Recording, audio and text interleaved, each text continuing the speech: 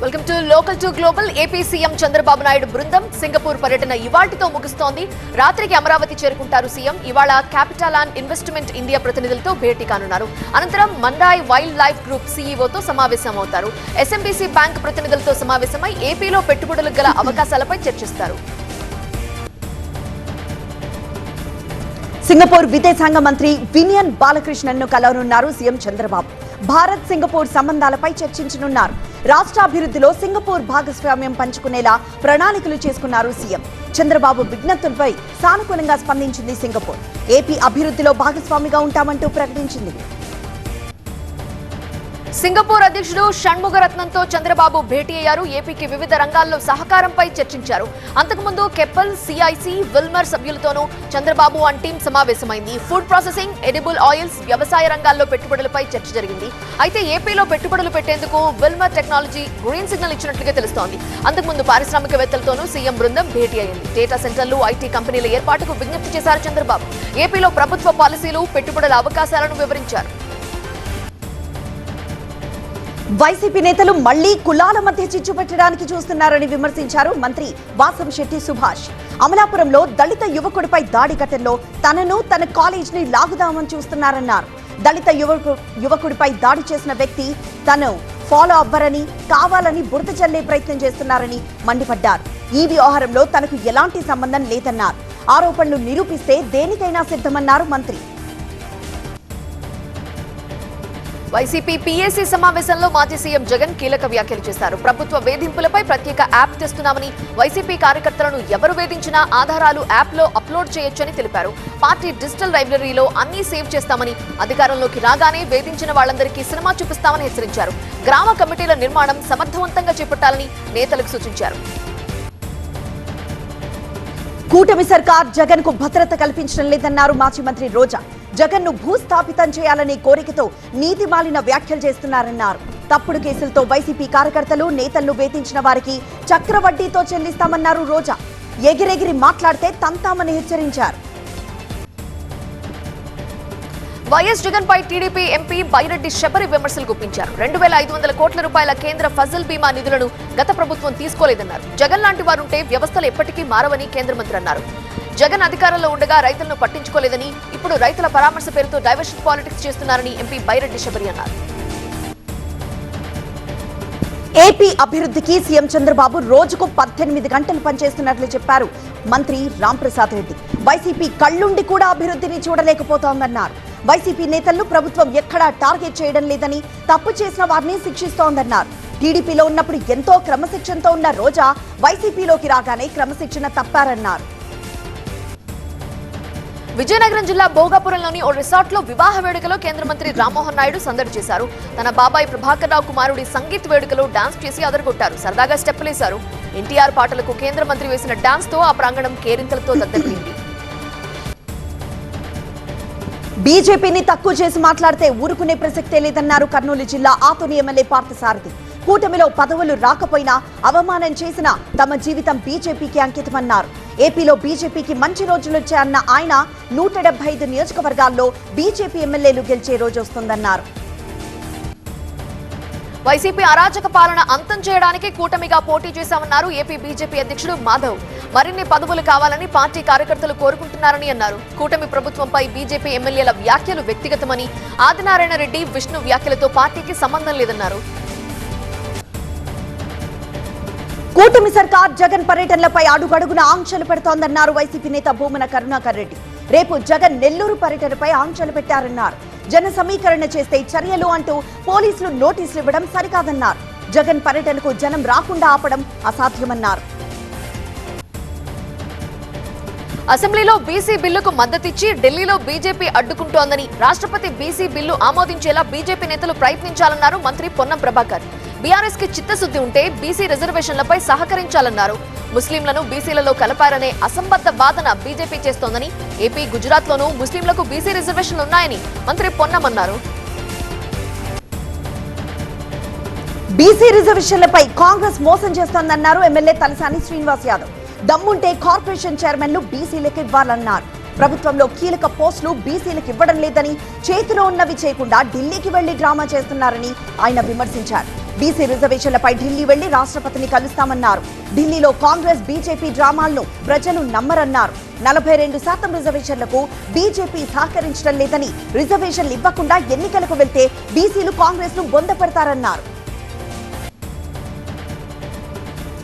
కాంగ్రెస్ ప్రభుత్వానికి 42% బీసీ రిజర్వేషన్లు అమలు చేయడం చేతకాక ఆ నెపాన్ని తమపై నెడుతున్నారని తెలంగాణ బీజేపీ చీఫ్ రామచంద్రరావు విమర్శించారు. కాంగ్రెస్ లో సీఎం రేవంత్ పాదయాత్ర చేసే పరిస్థితి లేదన్నారు. పార్టీ ఇన్ఛార్జ్ మీనాక్షి నటరాజన్ పాదయాత్ర చేస్తున్నారని అన్నారు. ఖమ్మం, నల్గొండ నేతలు సీఎం రేవంత్ కు అడ్డుపడుతున్నారని రామచంద్రరావు అన్నారు. బీసీ రిజర్వేషన్లపై బీజేపీ, బీఆర్ఎస్ కు మాట్లాడే అర్హత లేదన్నారు కాంగ్రెస్ నేత జగ్గారెడ్డి. 10 ఏళ్లు అధికారంలో ఉన్న బీఆర్ఎస్ బీసీలకు చేసిందేంటని ప్రశ్నించారు. కులం, మతం పేరుతో ఇంకెంతకాలం రాజకీయాలు చేస్తారంటూ బీజేపీని నిలదీశారు. బీసీ రిజర్వేషన్ల సాధనకు ఎందాకైనా పోరాడతామని స్పష్టం చేశారు జగ్గారెడ్డి. రాజీనామా అంశంపై మరోసారి ఢిల్లీ పెద్దలను కలుస్తానన్నారు గోషామహల్ ఎమ్మెల్యే రాజాసింగ్. తానెప్పటికీ బీజేపీ సిద్ధాంతాలపైనే నడుస్తానన్నారు. బయట నుంచే బీజేపీకి సపోర్ట్ చేస్తానని తెలిపారు. బీజేపీ సిద్ధాంతాలకు అనుగుణంగా కార్యకర్తలను తయారు చేస్తా అన్నారు. తిరిగి బీజేపీలోకి వచ్చాక రామచంద్రరావుతో కలిసి పనిచేస్తా అన్నారు రాజాసింగ్. పవన్ కళ్యాణ్ సినిమా ప్రమోట్ చేయడంపై స్పందించారు మంత్రి నాదెండ్ల మనోహర్. హరిహర వీరమల్లు చిత్రం ప్రమోట్ చేయడంలో తప్పేముంది అంటున్నారు. తమ పార్టీ అధినేత సినిమాని ప్రచారం చేసుకుంటున్నామని చెప్పారు. చారిత్రక నేపథ్యంలో ఉన్న మంచి సినిమా ప్రజలు చూడాలని చెప్పామన్నారు.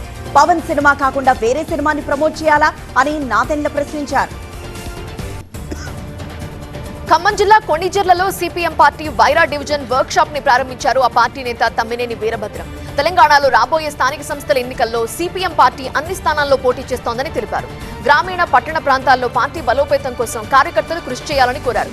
కాంగ్రెస్ ప్రభుత్వం అధికారంలోకి వచ్చి 18 నెలలు గడుస్తున్న ఎన్నికల్లో ఇచ్చిన హామీలు అమలు చేయడం లేదని మండిపడ్డారు. చిరుత సంచరిస్తున్న మహబూబ్ నగర్ లోని వీరన్నపేట ప్రాంతాన్ని మాజీ మంత్రి శ్రీనివాస్ గౌడ్ పరిశీలించారు. చిరుతను పట్టుకునేందుకు తీసుకుంటున్న చర్యలను అటవీ అధికారుల్ని అడిగి తెలుసుకున్నారు. ప్రజలు ఆందోళన చెందొద్దని, తగిన జాగ్రత్తలు తీసుకోవాలని కోరారు.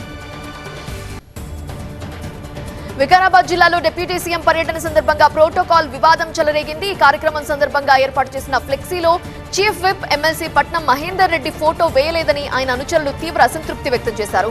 విద్యుత్ శాఖ అధికారుల తీరుపై నిరసన తెలిపారు.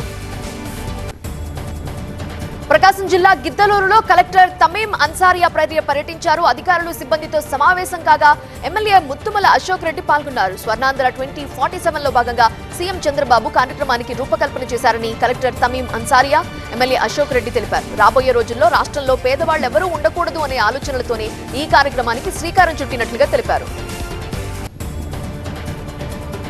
హైదరాబాద్ మాదాపూర్ లో కార్డన్ సర్చ్ నిర్వహించారు పోలీసులు.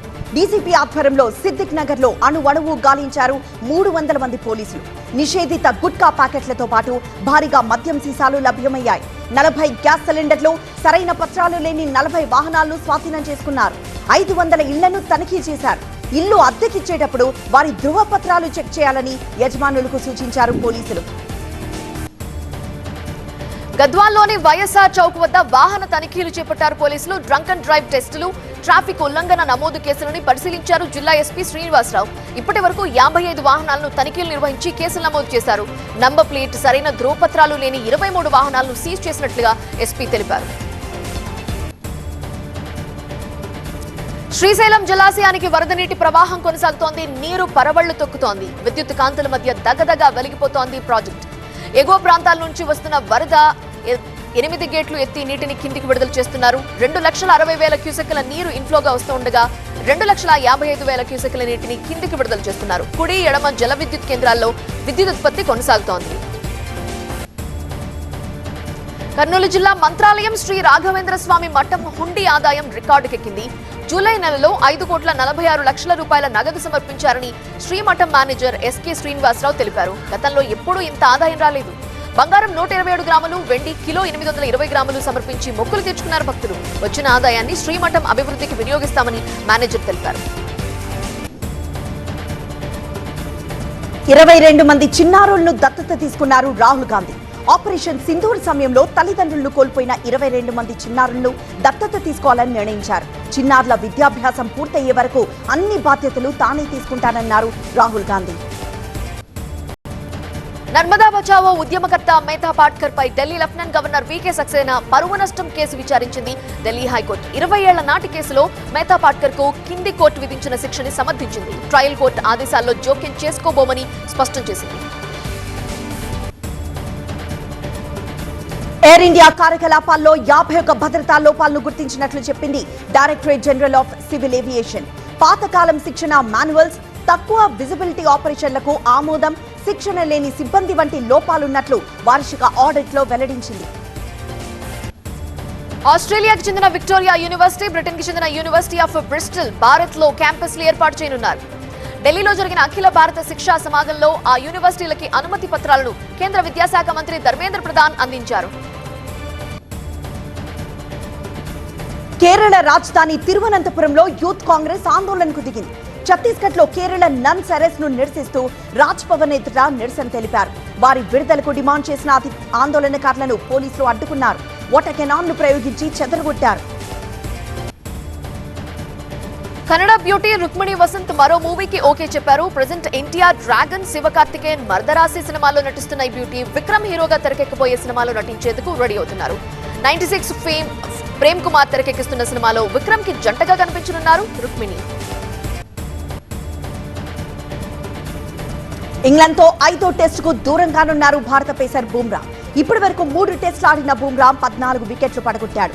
ఆరోగ్య పరిస్థితుల దృష్ట్యా 5వ టెస్టుకు బుమ్రా దూరంగా ఉంటాడని చెప్పింది బీసీసీఐ. బుమ్రా స్థానంలో ఆకాష్ దీప్ ను తీసుకునే అవకాశం ఉంది. సిరాజ్ కు తోడు ఆకాష్ దీప్, హర్షదీప్ బౌలింగ్ భారాన్ని పంచుకునే వీలుంది.